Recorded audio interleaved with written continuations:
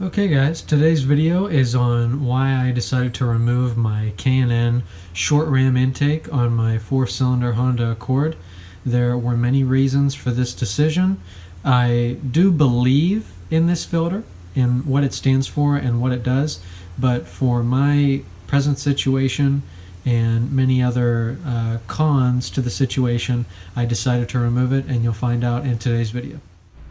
And before we start today's video, I just wanted to share some pictures with you guys of how the cold air intake looked before I took it off, and a picture of the deinstallation process.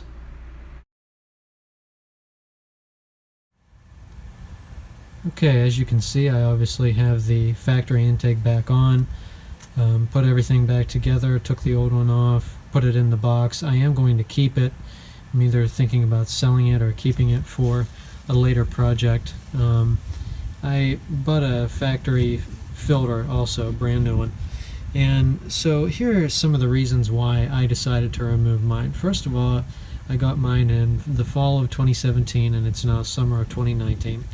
And I knew right from the get-go when I bought it that there was skepticism about it, that there wasn't going to be as much of a power increase as K&N claims, and all those types of things. So first off, let's start with the price and horsepower gains that they were saying I would get. I got it on AutoAnything.com for $250. It was a sale they were having at the time, and I was promised to get 11.13 horsepower gain and 10.47 pound-feet of torque gain. Now, first of all, you couldn't even feel that anyways. And there is a video of another guy on YouTube who did his 4-cylinder coupe, and he said it was about a 7 horsepower increase, and I don't know what the torque was. But some of the reasons why there was some skepticism on it was some people in the motocross world would call them dirt bike killers, because K&N filters, their main selling point is they are thinner. The cloth on them is thinner, and the oil on the filter is what catches most of the debris. Well, a lot of these guys, they're at higher RPMs, they're off-roading, so there's a lot more debris, and things can get into the combustion chamber, and then you're screwed. Then it was a complaint that there was lower end acceleration problems. You wouldn't have as much speed off the line, which some people claim they feel more throttle response. I feel as though it was the same. There is a little bit more higher end power, like when VTEC kicks in, as they say, and you know, I'm going about 60 miles an hour. There's a little bit more pull at that point. Some problems that other people have, especially with the cold air intake, I had the short ram, which means that the filter was sitting right there. Cold air intake is when the filter goes down into the bumper, pulling in like fully cold air from air coming in through the grill. And some people had problems with hydrolock, or water getting in the filter and then getting in the combustion chamber.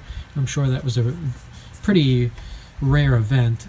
Actually, as you guys have maybe seen if you've seen my other videos, I had a water shield on my filter, and when I would wash my car, this crevice right here, there would be from the fender, and between the fender and the hood, a little water would get in, and it would actually rest on that cover. So if you are thinking about getting a cold air intake, this video is not telling you not to.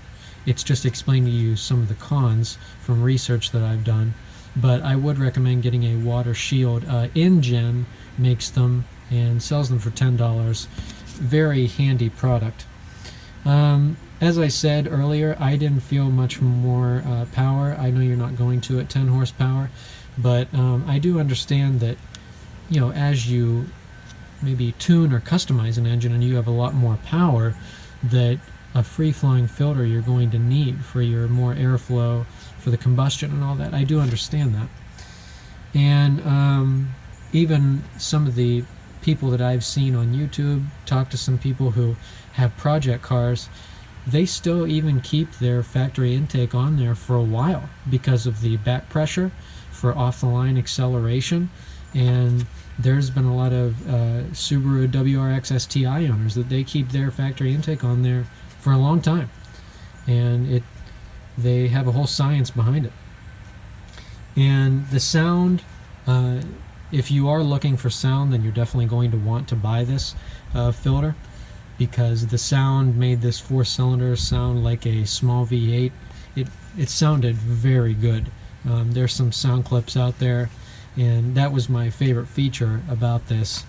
And that was the most defining characteristic of this. And actually what I have now is something where I took out the factory intake tube. If you have this car, you've seen it before, there's a little area right here where it's the box where this is where the air would come in. Then it goes down in and around behind the chassis, and down in there, you couldn't see it if you wanted to, is where the intake resonator would be.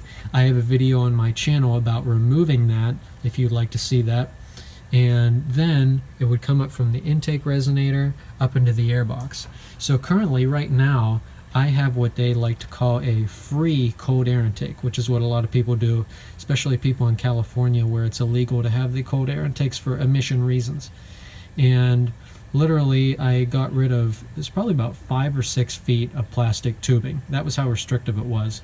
And then on the bottom of this airbox is just the hole where air is coming in, and I still get a slight engine sound when I really punch on the gas. You can still hear it.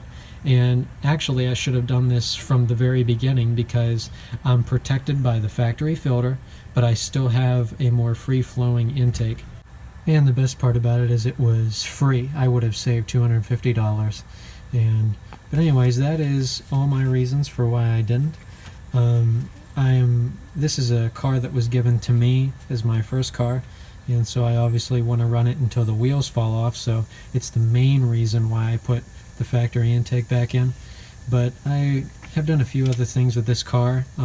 I talk about those on my channel if you'd like to check out those videos, and if you would subscribe, I'd be very grateful.